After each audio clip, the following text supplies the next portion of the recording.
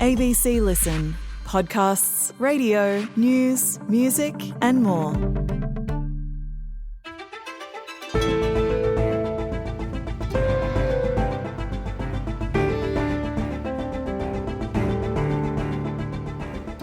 It's not the first time terrorists have attacked a concert, and it happened again on the outskirts of Moscow on Friday night as hundreds of people gathered for a sold-out rock gig. So what do we know of the Islamic State group that's claimed responsibility for the attack? And could the major security lapse see more Russians doubt Vladimir Putin's leadership? I'm Sam Hawley on Gadigal land in Sydney. This is ABC News Daily.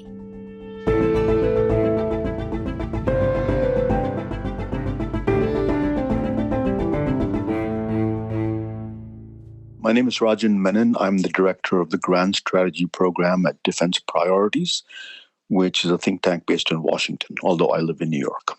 Rajan, let's start with what we know at this point about the attack on the rock concert in Moscow last Friday evening. Just run me through what unfolded on that night. So there's a concert hall in northwest Moscow called the Crocus City Hall, and there were apparently thousands of tickets sold. And before the performance began, gunmen approached the main doors, shot the guards, and walked in and began killing people at random.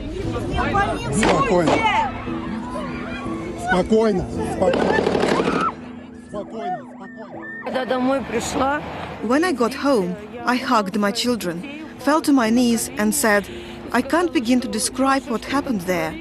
They were shooting at us. So we know that about 130 people have been killed. Many more have been wounded, some critically, so the death toll could rise. And this was a great shock, of course, for Russians. And very soon after the attack, Islamic State took responsibility. So what do we know at this point about the attackers? Right. So the Islamic State is an umbrella entity that is a transnational sort of puritanical Sunni terrorist group.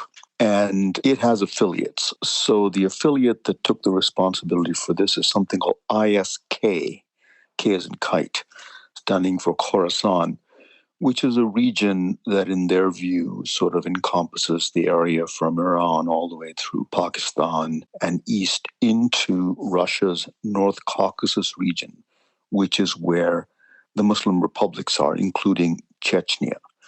So Islamic State Khorasan is the one that has taken responsibility for the attack. Now, the Russians, of course, claim that the Ukrainians did it, which is not surprising, but there's no evidence that I know of that suggests that's even remotely true. Yes, all right. Well, let's talk about that a bit more, about what Vladimir Putin has been saying about this attack. But what did ISIS-K want in Moscow? What's the aim of this attack, do you think? So ISIS-K has painted Russia for a very, very long time as a Christian imperial state, and it's held Russia responsible for a great many misdeeds.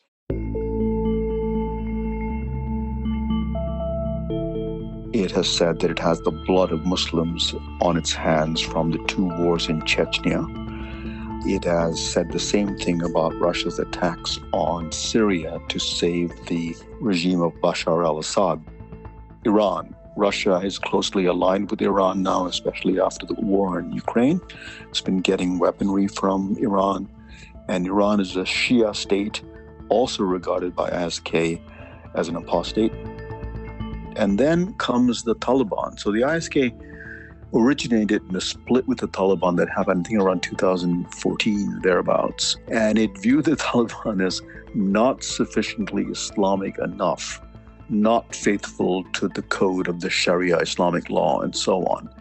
So it doesn't like the fact that Russia, especially after its estrangement with the West because of the war in Ukraine, is trying to improve its relations with the Taliban. So it has a long list of indictments, this group does, against Russia. Why it did this now is not clear, but it's interesting that the day before the attack, ISK launched a terrorist attack in Kandahar, Afghanistan. Kandahar is the place from which the Taliban originates.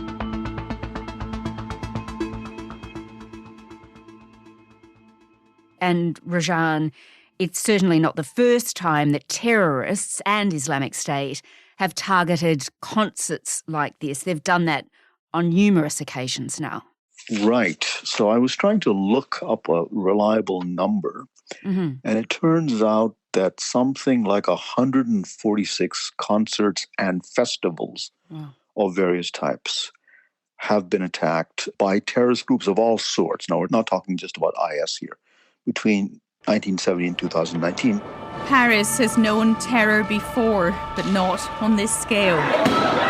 The scene of greatest horror was the Bataclan Theatre. Oh my God. 22 people are dead, many of them children, after a terrorist attack at a pop concert in Manchester.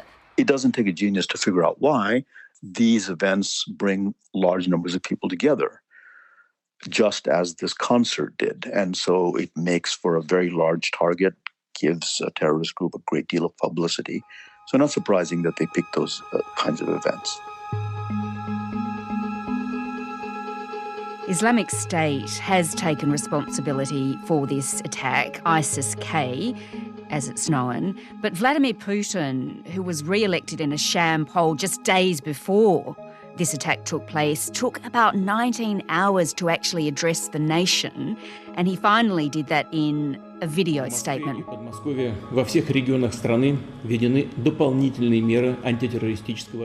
So what did he say in that statement? What was he insinuating there?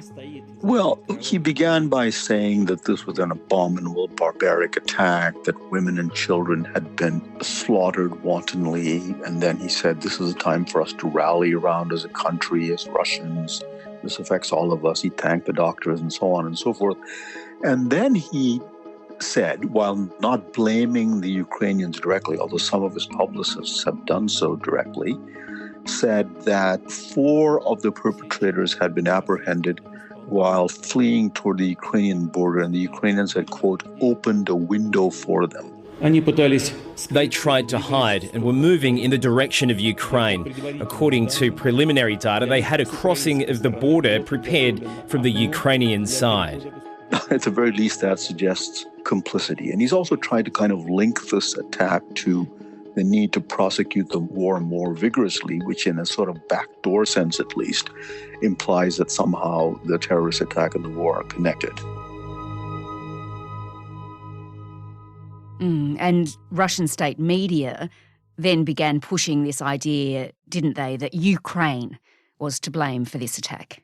Yes, it's all over the place in Russian media, and sad to say that in some other countries this has picked up some credibility. That doesn't matter in the end, because people say, well, Putin will ratchet up the war now because he wants to punish Ukraine. He's already punishing Ukraine. I mean, he's been raining down fire on Ukrainian cities, including in a ferocious attack on Kiev. He's struck various energy infrastructures, including a power plant at a dam. So if he could do more, he would do it. I don't think the terrorist attack is going to make him do anything more than he has resources for doing at the moment. The US Vice President Kamala Harris was asked on ABC America's This Week program whether the US had any evidence at all that Ukraine was connected to the concert hall attack, and the answer was very clearly no. No, there is no whatsoever any evidence, and in fact what we know to be the case is that ISIS-K is actually, by all accounts, responsible for what happened.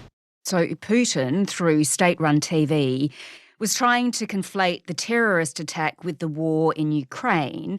And Rajan, I guess that's better than admitting there's been a major security failing on his part, because we know, don't we, that the Kremlin was warned about a possible attack before it happened by the United States. Right. In fact, I think about 3 days before the attack occurred, Putin, in a meeting with the Federal Security Service, the FSB, said, there are some embassies that have issued an alert about an impending terrorist attack, and I view this as an effort to, quote, blackmail the country and to, quote, intimidate us.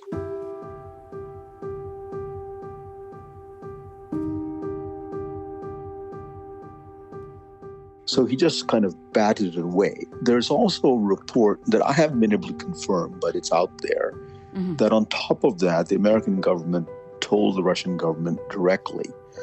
Now, if all of this is true, it makes the security snafu, shall we say, much more egregious. Now, the problem that Putin has is not that this is going to shake his grip on power. We have no evidence of that.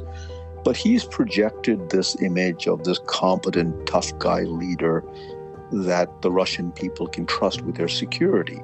So the attack kind of takes away from the luster of that image. Well, Rajan, let's look further at what it does mean then for Putin's leadership.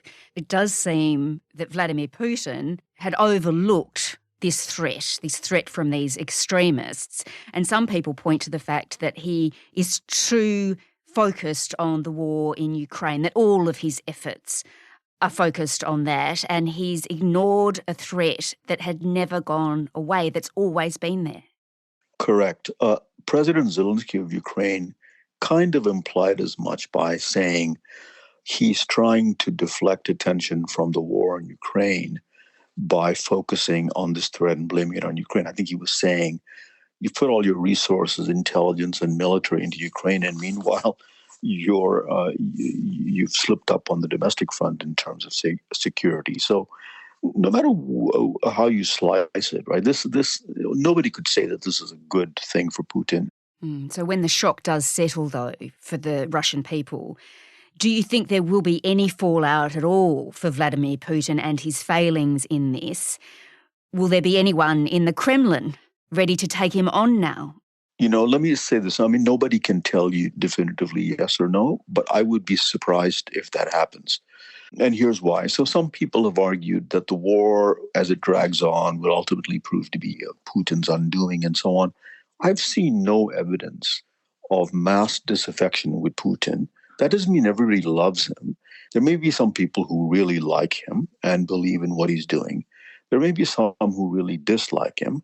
There may be yet another segment of society that says, well, I don't really like him, but I'm not going to just bother with politics. I'm just going to go about my business. The problem is we don't know how many people belong in each category, but I don't see any threat to his power, nor any attempt by anybody, as far as we can see, into this pretty opaque system to challenge him. Now, if the war continues and it drags on. Now, we're in year 3, and this is a war that Russia should have won and expected to win handily against a much weaker state.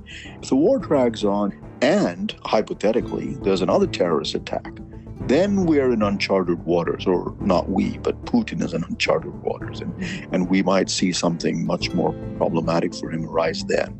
But we can only say that it hypothetically could happen. Rajan Menon is the director of the Grand Strategy Program at Defence Priorities, a Washington think tank. This episode was produced by Bridget Fitzgerald, with audio production by Anna John. Our supervising producer is David Cody. I'm Sam Hawley. ABC News Daily will be back again tomorrow. Thanks for listening.